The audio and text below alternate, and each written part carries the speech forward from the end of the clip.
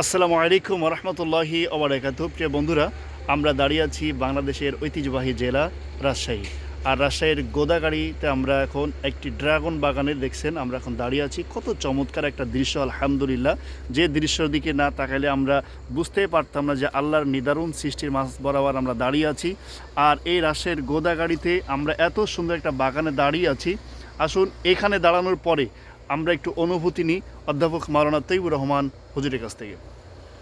আসসালামু আলাইকুম রহমতুল্লাহি আবরাকাত।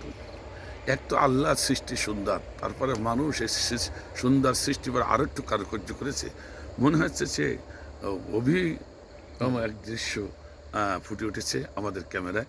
প্রিয় বন্ধুরা, যে ক্যামেরায় ফুটে উঠলো অবশ্যই রবিউল ইসলাম রাফির পেজে আপনারা এগুলো পাবেন।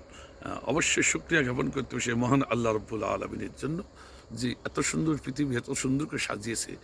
ঠিক যেমনই করে আল্লাহ আকাশটি সাজিয়েছে, আমার ভাইরা যেন ড্রাগন বাগানটাও সেই কায়দায় সাজিয়েছে।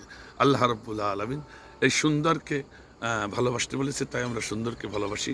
আল্লাহ সুন্দর, তার সৃষ্টি সুন্দর, মানুষও সুন্দর, আর আমরা ড্রাগন বাগানও সুন্দর। তাই তো ড্রাগন বাগানকে ভালোবেসে কিছুক্ষণ আপনাদের সাথে আমরা মত বিনিময় করলাম। নিশ্চয়ই ভালো থাকুন, সুস্থ থাকুন।